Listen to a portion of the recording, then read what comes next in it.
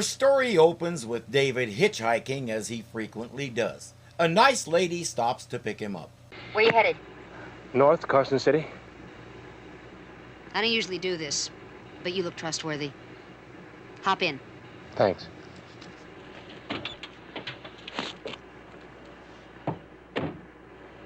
I can't stress enough that this was a very different world. Don't try this on either side today. But not only is she nice enough to pick him up, she has terrific eyes and a great smile. And her real name is Jennifer Darling. I think David is already feeling protective. I know I am. They're making the usual small talk when she pulls this out of the air. You want to make $10? My boyfriend, he works at the warehouse up there, and it's his birthday today. And I bought him this really funny birthday card.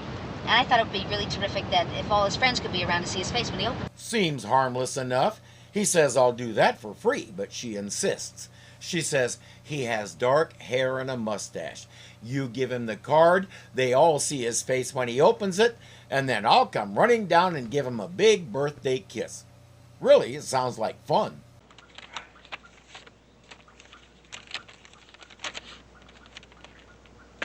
Where'd you get this? What's it say? I'll kill you if I get the chance. Not so fun. She set him up good. Maybe the lady isn't so nice. Who gave it to you? I don't know, a girl. What girl? The one that picked me up, I was hitchhiking. Where is she? Right there. She was just there. He's trying to explain that he doesn't know anything about this. A girl paid him to deliver an envelope. Predictably, Ted and company don't believe him. Hold him. Hey,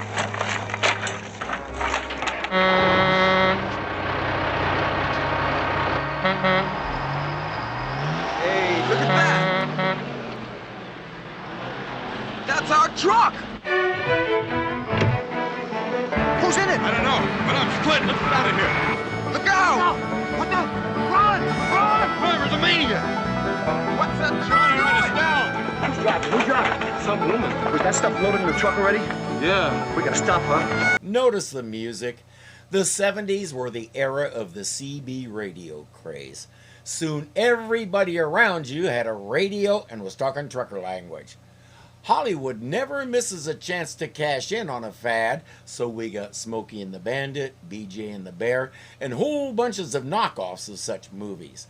And since you were not allowed to use a CB radio unless you talked in a southern accent, the music in those movies was like this. And the truth is, the music here is supposed to help you laugh, because for all the tension, this episode is a bit of comedy relief. We'll see that as we go along. Oh yes, a lot of the truck footage is borrowed from Steven Spielberg's 1971 movie Duel. If you ever want to watch a movie that will genuinely terrify you, this is the one. Spielberg wasn't happy about it, but there was a loophole in his contract that let them get away with it. Needless to say, his lawyers fixed that loophole in future contracts.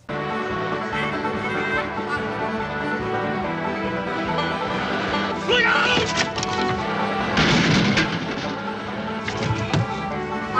Damn it! I missed one. As usual, David is a little slow on the uptake. She did that so they wouldn't be able to follow her, hello?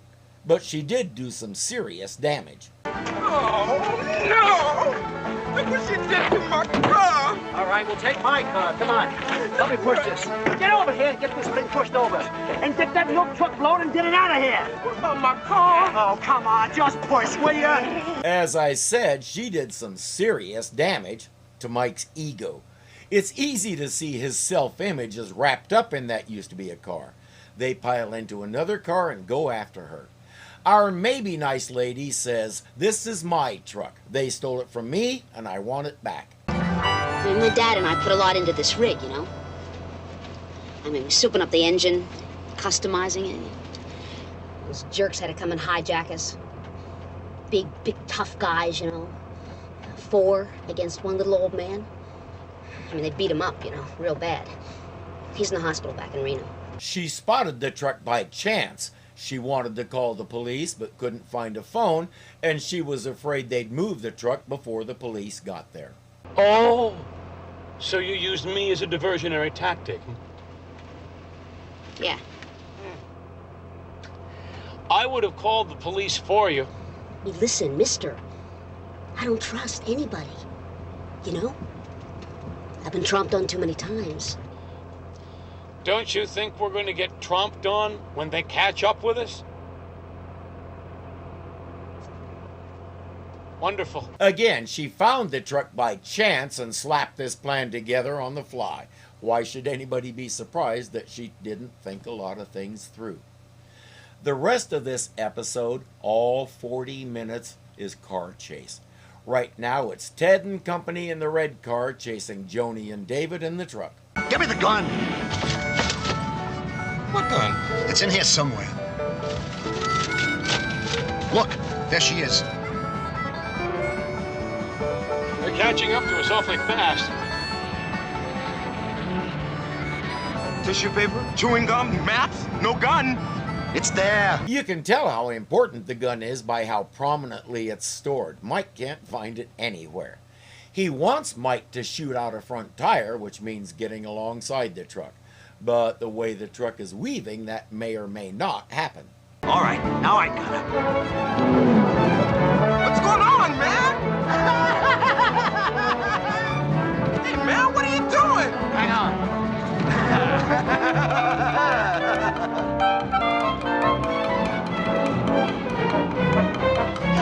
Got it. All right, now blow out one of those tires. I think we got him now. We've got them? Yes, got them. Have you noticed the size difference between the vehicles?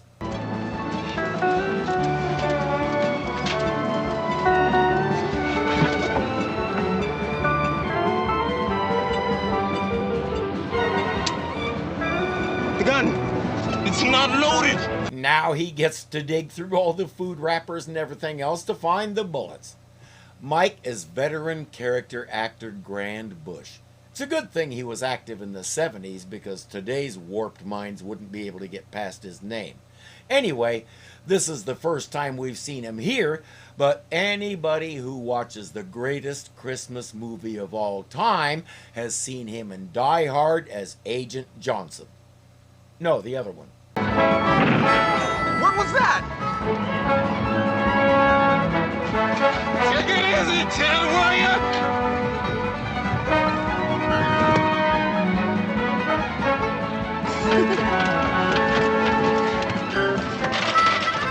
What's taking so long? Yes, David, she's enjoying this. It's all about control. She has control of the truck, but her bumps are making Ted lose control of his car. Here she comes again.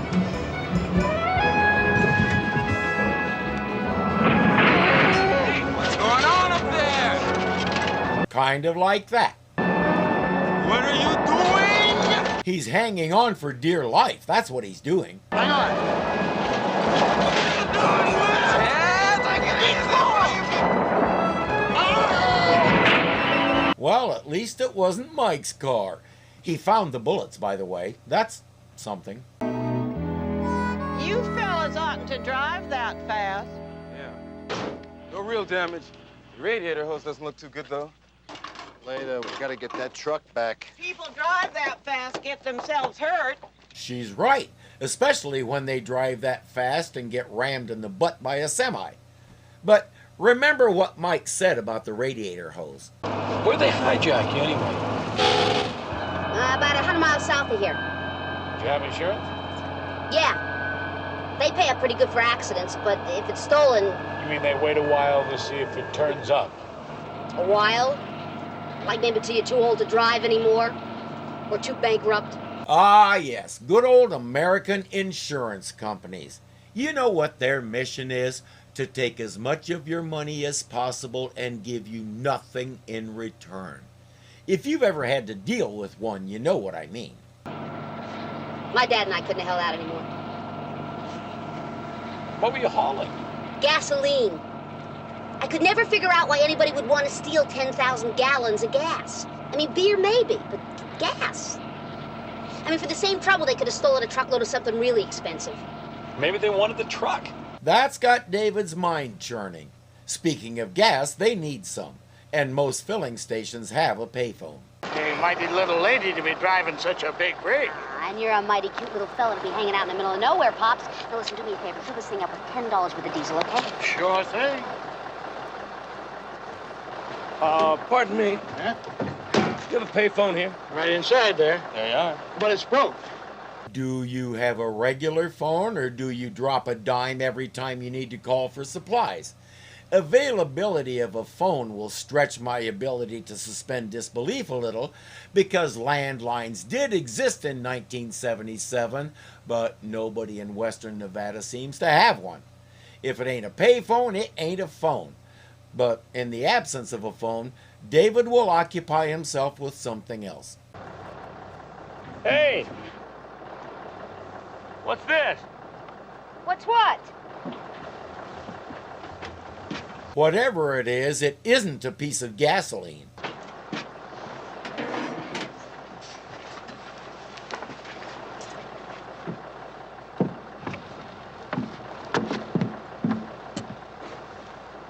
What is that? A computer component. A truck carrying such things was hijacked not long before she was. They fill that little bucket with gas, and it looks just like a tanker delivering to a gas station. They can move their merchandise anywhere. She agrees she needs to find that phone. You want me to go with you? No, that's okay.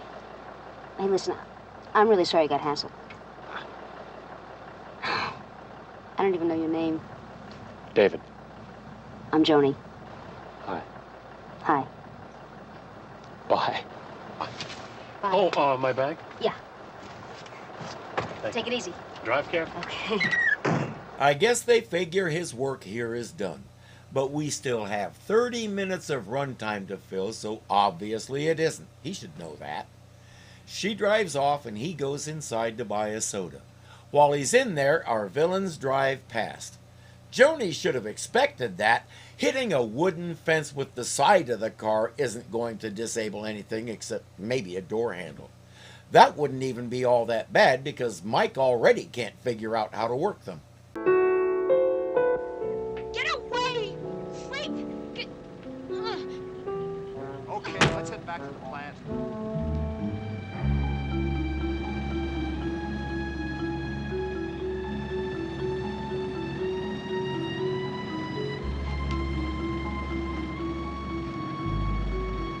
It's not hard to sort out what's happening. The truck heads back the way they came, and the red car is just sitting there.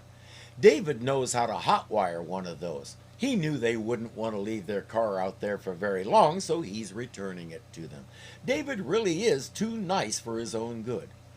At their place, he knows they're manhandling Joni, but there's a payphone nearby. This is his chance.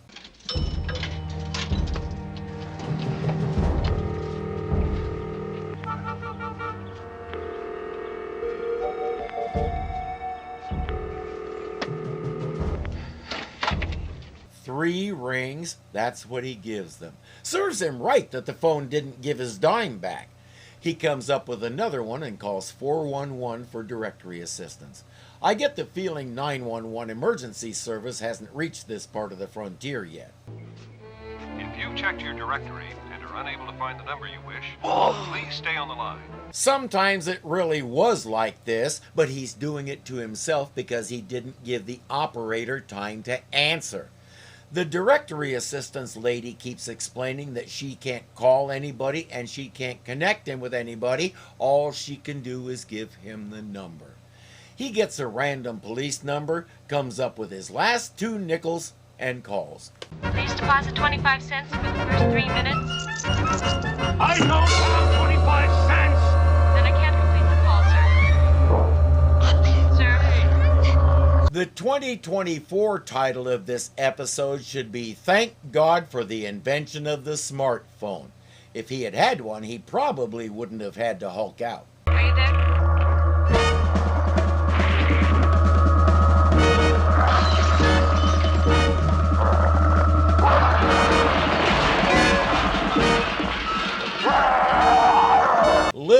known fact. The Hulk destroying them like that is why the phone company phased out phone booths in favor of these little box things. They realized he couldn't even get in it, much less break out of it. What are we gonna do with her? Knock her out. Then she's gonna have a little accident. Go ahead.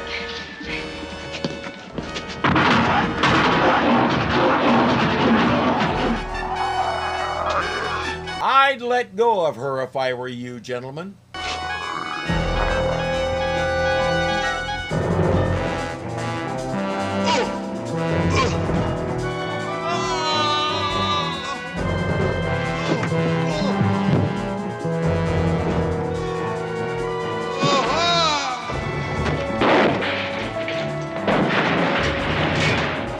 They can't say I didn't warn them. I'm sure the yellow paint is symbolic, the color of cowardice. Although, when you're facing a 7-foot green monster, a little cowardice might serve your best interests. He scoops up Joni and runs outside.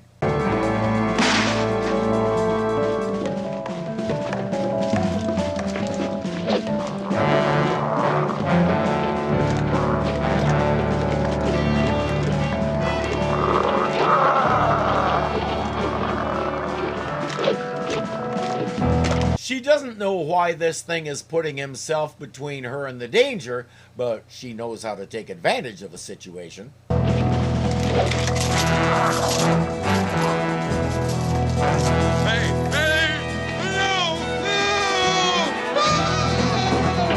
That was excellent. The stunts and effects in this episode are intended to make us laugh first and ponder what happened later. Ted and Mike will try to stop the Hulk with the truck. That thing. The blind head. Where's the girl? They're up there. Hey, mister! Wait a minute! Hey, wait! Wait a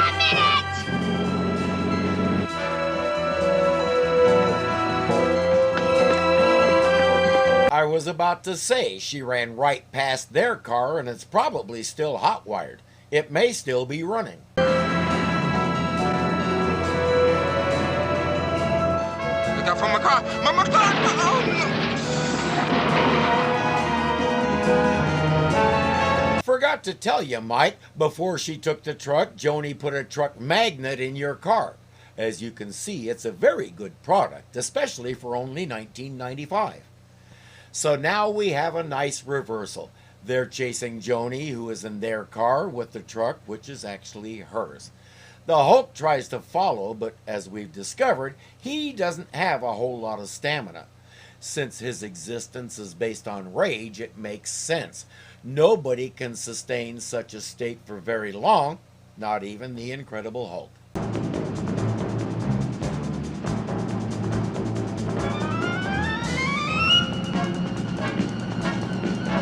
By the way, this car is a dog compared to her truck. She already knew that from their previous encounter.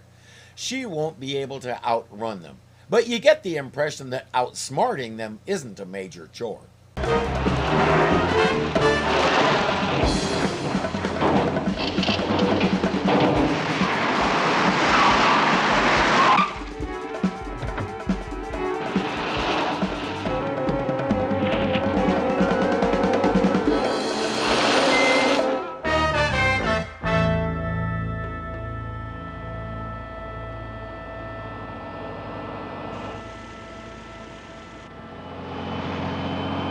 I rest my case. She pulls out of her hiding place and starts back the other way. If that trick doesn't totally lose them, at least it'll keep them busy for a while so she can try to find a bloomin' phone. I figure Pops back at the gas station has a working phone, and if she had batted her eyes at him a couple more times, he might have let her use it. There's no way to find out now. Ted has figured out what she did and turned the truck around.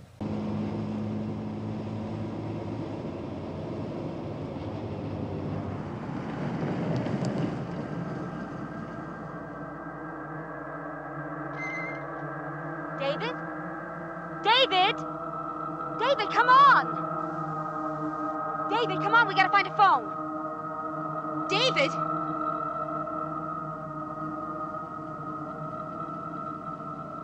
He had to wait until his eyes turned brown again. They're really creepy when they're white. He's still dazed, but he makes it to the car. What happened? And how'd you get up here anyway? In this car, I saw them take you. You came back to help me? Yes? Why? Thanks. It's what he does. He helps people who need it. I think she just realized that. She says, nobody but my dad ever cared about me. I really have to buy shirts that stretch. What? Oh, nothing. That only just occurred to him. Hey, David, one like this that's 2 sizes too big. With a t-shirt, you can get away with that. The other nice thing about t-shirts is you can print stuff on them. Like, you could get one that says, I got bombarded with gamma rays and all I got was this lousy t-shirt. Why is there never a cop when you need one? You're on a non-major highway in the Nevada desert, midway between isolated gas pumps that don't have any towns around them. Where would you expect one to be? I've driven across that desert more times than I could ever remember. One of the best things about it, especially at that time, was no cops, so if you wanted to drive 120 miles an hour, you could get away with it. Everybody loves that until they actually need a cop, then it's the cop's fault they're not there.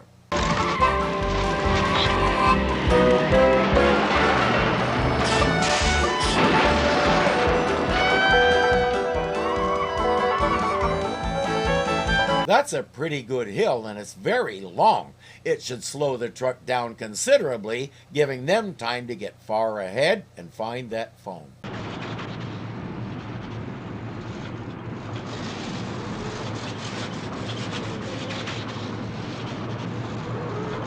What's wrong? Why are you slowing down? I'm not. Something's wrong.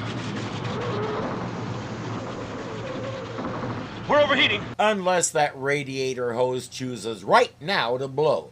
Joni says, if we can crawl over the top of the hill, we can still get away. I told ya! I told ya! It's all right. We got him now. We got him.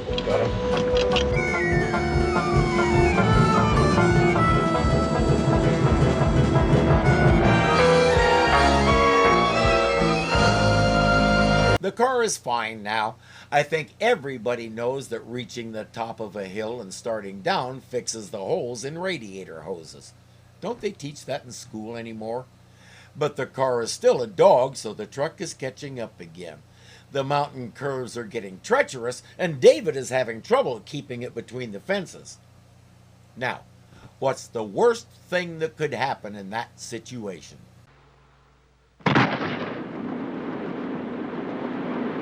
David!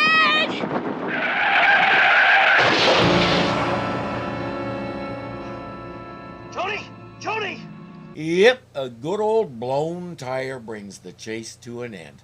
Joni is unconscious. And David? David is not available at this time. Would you like to speak to the Hulk?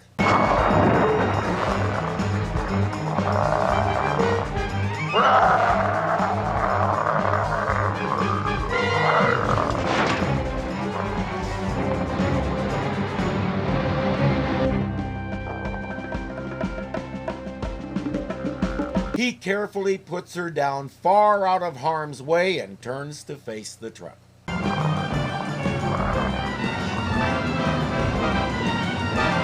He's gonna try to hide behind that pole over there. What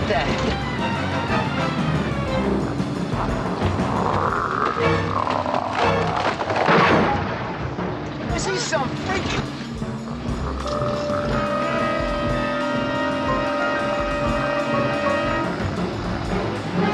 Do you guys know what jousting is? The truck is tougher than his lance, so he'll have to try something else.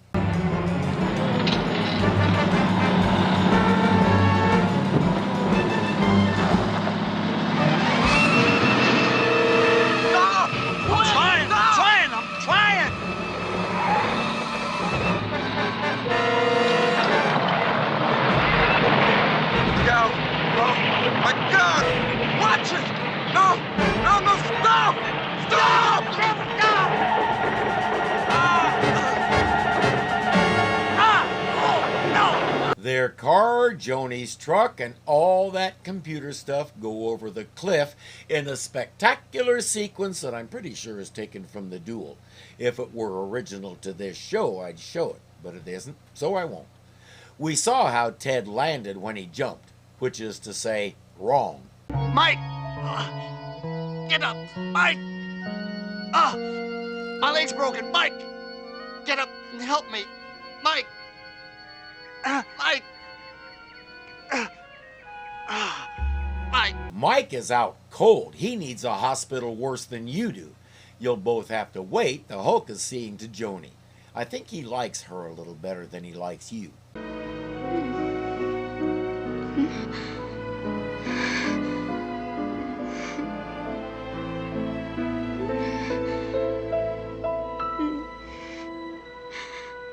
Don't worry, by the time she can actually focus, he's David again. David? I thought... Come on. We've got to get down the highway and get some help.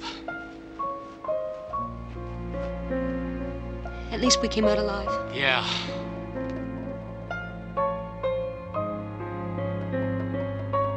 Now that the truck was destroyed in an accident, maybe the insurance company will get on the stick and buy her a new one. That's the last we'll see of Ted and Mike. Turns out there was a big reward for their capture, and Joni gets it. David heads down the road, leaving another broken heart behind. May I say, Mike stole the show. I found myself caring less about the story than I did about when he would be on screen again. What a performance, Mr. Bush. Hey, that was my grade school principal's name. I got so many spankings from him, but I digress. He was a bad guy, but he was so funny and personable you couldn't help but like him. The music plus the whole running from Smokey vibe made this a fun romp. And once again, Jack McGee wasn't in it. Then again, we saw how the whole thing developed and played out, so the question is, where would you put him? Eastbound and down. No, that's not right. Do it again.